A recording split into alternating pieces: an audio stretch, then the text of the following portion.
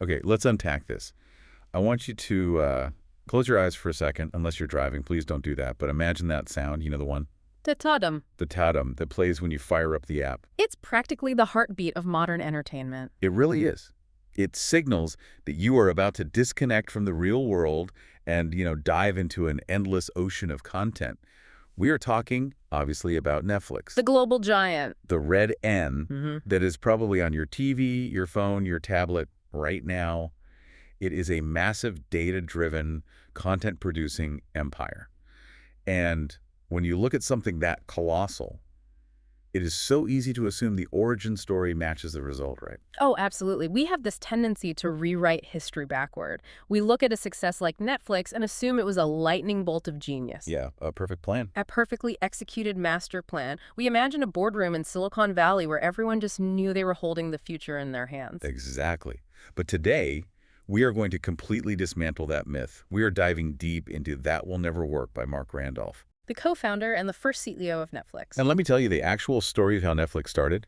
It involves a disorganized carpool, a pitch for personalized baseball bats, and a desperate desire to just not work in a corporate office anymore. It is a fascinating look at the messy reality of innovation. And the mission of this deep dive is really to show you how a terrible idea, and I mean a truly bad idea, evolves into a revolution. It is not magic. No, it happens through conflict, testing, and what Randolph calls stealing time. So let's set the scene. It is January 1997. We are in Silicon Valley, but not the glamorous part. We're in a car on Highway 17. Oh, Highway 17, for anyone who doesn't know the Bay Area, that is a treacherous road. It's this winding road over the mountains connecting Santa Cruz to the valley. Marc Randolph is driving, and Reed Hastings is in the passenger seat. They are carpooling to work at a company called Pure Atria. And this commute is so crucial. This isn't just a ride, it's an incubator. This is where the dynamic that built Netflix was forged. You've got Mark the dreamer. The marketing guy, the guy who just wants to start something, he's itching to build a company, and then you have Reed Hastings. And in the story, Reed plays a very specific role, doesn't he? He does. He is the analytical skeptic, the Yeah. math guy. In the narrative of the book, he acts as the dream crusher. I love this dynamic because every dreamer needs a dream crusher, or they just float away. So Mark is pitching ideas to Reed while they're stuck in traffic. And these ideas are, well, they're something. They're not Netflix, let me put it that way. So Mark pitches customized baseball bats. Which, on the surface sounds kind of fun, but Reed immediately just breaks it down. He looks at the physics and the logistics. Right, a bat is heavy. It's heavy. It is irregular. Shipping is a nightmare.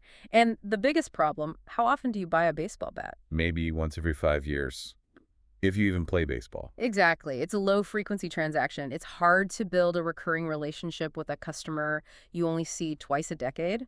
So Reed shoots it down. That will never work. Okay, next idea. Customized dog food. Same problem. Heavy shipping, low margins, logistical headache. You are shipping bags of heavy kibble across the country. The postage just eats your entire profit margin. Gone. And then we get to the one that really sticks out to me. The one Mark was actually convinced was the one. Personalized shampoo sent by mail. Yes. This is where it gets really interesting. Mark was obsessed with the idea of using the internet for customization. He thought the web's superpower was letting you build something unique that you couldn't find on a shelf at Walmart. So you send in, what, a hair sample? A hair sample, or you fill out a survey and they mix a specific formula just for you. The logic was sound using the internet for personalization, but the product. The product was a disaster. Reed ran the numbers immediately. To make personalized shampoo, you need a warehouse full of chemicals. You have to mix them, bottle them, and then, here is the killer, you have to ship liquids. Which is heavy, prone to leaking, and just so expensive. Reed kept telling him, the math doesn't work. But Mark kept pitching. And this brings us to a key concept from the book, against epiphanies. Right. Mark argues that if you wait for the perfect idea to strike you while you're standing on a mountaintop, you're going to be waiting forever. That is the core argument. Ideas do not strike like lightning. They are ground down and polished through collision. Reed wasn't just being mean, he was stress testing the concepts. And what's so fascinating is that the shampoo by mail idea, which was objectively bad, was actually the stepping stone. It was. It got them thinking about e-commerce. It got them thinking about mailing things to people. It shifted the conversation from what can we make to what can we ship. And they realized they needed something durable, small, and expensive enough to justify the postage. So they start looking at videotapes, VHS. The video rental market is huge. Everyone hates going to the video store, so Mark thinks, okay, let's rent VHS tapes by mail. But this failed the feasibility test immediately. Immediately. And this is a great example of why you need a Reed Hastings in your life. A VHS tape is a brick. It is heavy. It is fragile. And in 1997, a VHS tape cost about $80 to buy. Wait, $80? I remember buying movies for like $20. Eventually, yes. Yeah. But for new releases in the rental window, the studios charged a fortune to the stores. So if you mail an $80 cassette and it gets lost or broken, you are out of business. Not to mention the postage. The postage to ship a brick back and forth just destroys the economics. Yeah. So the idea died, just like the baseball bats. It looked like the movie rental idea was completely dead in the water. But then Then we get the catalyst, the story everyone knows, but maybe doesn't know the context of, the late fee. yes, the infamous $40 late fee for Apollo 13. Reed Hastings misplaced the cassette, didn't return it for 6 weeks, and got hit with this $40 fine. And he was furious. He was embarrassed to tell his wife. But this provided the emotional hook, didn't it? It identified a genuine customer pain point. Nobody likes being punished by a business. Right. Blockbuster's entire profit model relied on people failing. If everyone returned their tapes on time, Blockbuster would have lost millions in revenue. That is such a toxic relationship with your customer. We make money when you screw up. It's awful. Precisely. But here's the critical piece of context that often gets left out of the folklore. The late fee didn't matter if the technology wasn't there. Yes, the aha moment wasn't just the anger, it was the timing. Because right around this time, Mark hears about a new technology being tested in Japan. The DVD. This is the game changer. And we have to remember, in 1997, nobody in the U.S. really knew what a DVD was. It was brand new technology, only being test marketed in a few cities. But Mark looked at the specs. And what did he see? He saw the logistics. Unlike a VHS tape, a DVD is thin, it is light, it is durable polycarbonate plastic. And most importantly, It fits in a standard business envelope. this is where it gets really interesting for me. Because most people, if they had this realization, hey, DVDs are light, let's mail them, they'd stop and write a business plan. Oh, for months. They'd hire consultants. But Mark and Reed didn't do that, no. They focused on what we call testing the hypothesis. They didn't care about the business plan yet.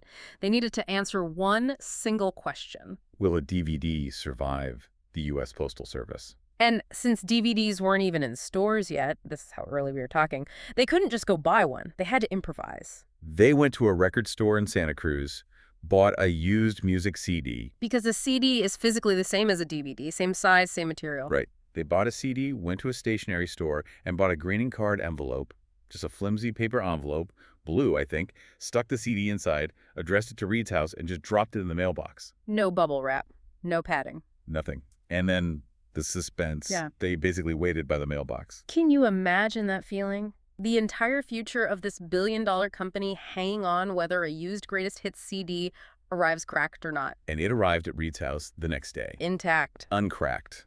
For the price of a single stamp. That was the moment. That was the validation. They had proven the core mechanism of the business for 32 cents. I love that. They validated the business for the price of a stamp. That is the lesson right there. Stop planning, start testing. It creates such a stark contrast to how many people approach startups today. They want the logo, the website, the pitch deck. Mark and Reed just wanted to know if the physics worked. The difference in shipping cost was the whole business model. 32 cents versus $4 for a VHS. Exactly. So the physics work. Now they need a team. And they need money. And this part of the book feels like a heist movie. They're gathering the crew. But they are doing it while they still have their day jobs. The stolen time, yes. They were meeting at a diner called Hobie's, usually early in the morning before work. I can just picture it. Eating muffins, drinking coffee, whispering about destroying Blockbuster. And they bring in a key character here, Mitch Lowe. Now, Mark and Reed were tech guys. They knew software, they knew marketing. They did not know the video rental business. And Mitch Lowe owned video stores. He was the industry insider. They met him at a conference in Vegas, right? Correct. And Mitch was essential because he understood the dirty details of movie distribution. He knew what customers actually did not what tech guys thought they did. Like what? He knew that people are obsessed with new releases. If you didn't have the new Batman movie, nobody cared about your library and classics. He grounded them in that reality. So he grounded them.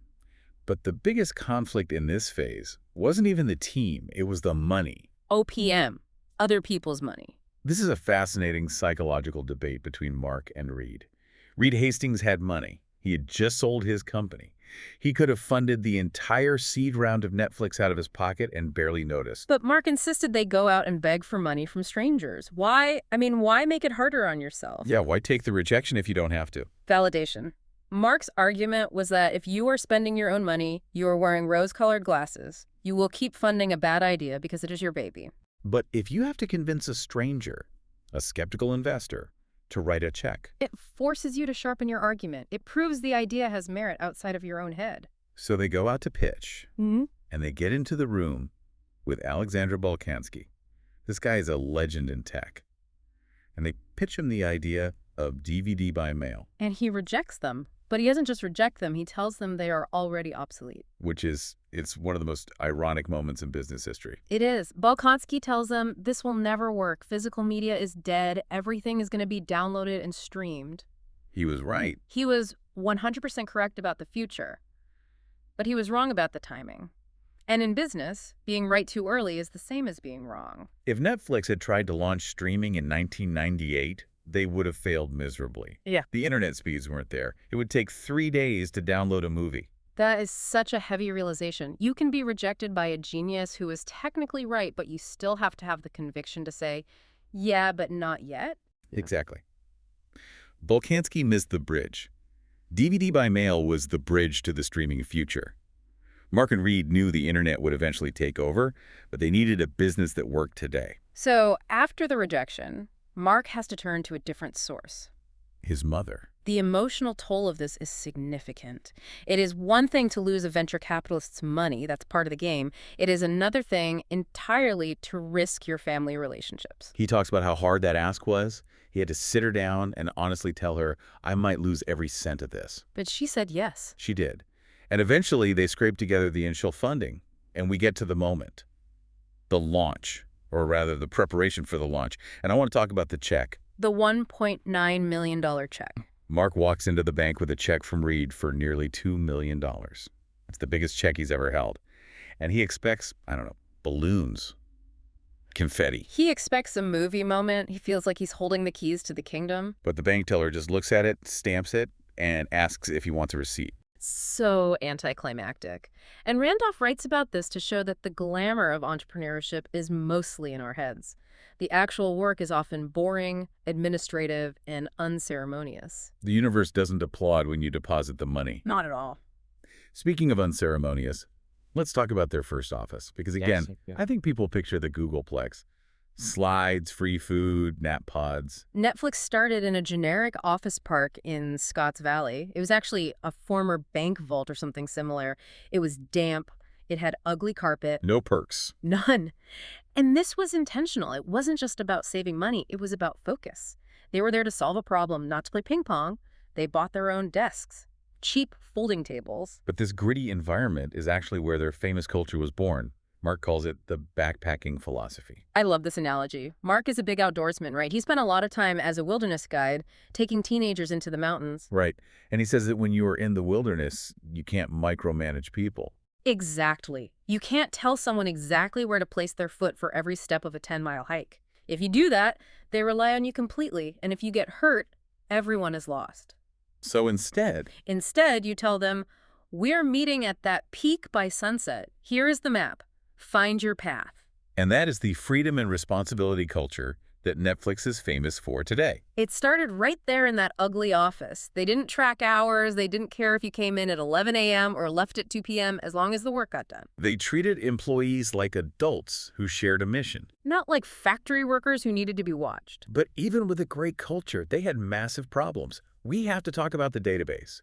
Because today, we take it for granted. You go on Netflix, you search for action movies from the 80s, and boom, there they are. In 1998, that list didn't exist in a way they could use. There was no IMDb API to plug into. They tried to license one, right? They tried to license a database from a guy named Michael Erlewine, who ran the All Movie Guide, But the terms were terrible. He wouldn't give them control over the data. He wanted to own the customer relationship. So what did they do? They built it themselves, manually. They went out and bought a copy of a massive book called Videohound's Golden Movie Retriever. It was like a phone book for movies? Thousands of pages thick. And they just typed it in.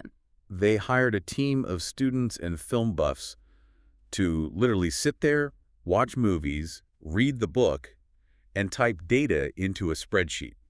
Who is the director? Who is the star? What is the genre? Is it gritty? Is it romantic? That gritty manual labor is what allowed them to build the recommendation engine later. It's the unscalable work that builds the foundation. They built their own asset because they couldn't buy one. Now, before we get to the launch, there is one last detail that just cracks me up. The name. The name. Oh, yes. The name is always the hardest part. We all know Netflix. It sounds perfect now. But they almost called it Cinema Center, which sounds like a shopping mall movie theater in the Midwest. It's terrible. Or Kibble. Kibble was the beta name, like dog food. Because it doesn't matter how good the marketing is if the dogs won't eat the dog food. And they actually didn't like the name Netflix at first because of the flicks part. Right. It felt a little cheap, a little slangy, like Pix with an X. It didn't sound like a premium service. But they ran out of time, didn't they? They did. They had to print the stationery and launch the site. It was the best of the available options that combine the internet and movies. It's a reminder that names often become iconic because of the company's success, not because the name itself was perfect from day one. Exactly. If the company had failed, Netflix would sound just as silly as pets.com. So we have the bad ideas, the shampoo, the testing, the rejection, the ugly office, and the questionable name. Yeah. And finally, they launched. And the launch wasn't an explosion. It was a slow, terrifying trickle. The server crashed almost immediately because of traffic, but not sales traffic, just curious looky-loos. But they had built the machine. They had validated the mechanism.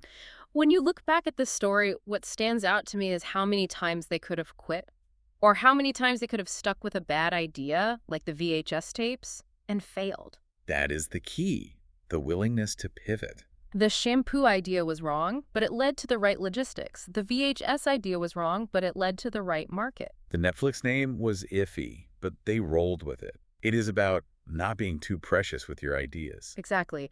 Mark's relationship with his father is mentioned in the book, too, and I think it's a beautiful connecting thread. His dad was a nuclear engineer who built steam trains in his basement. Not model trains, actual rideable steam trains. Right. An intense hobby.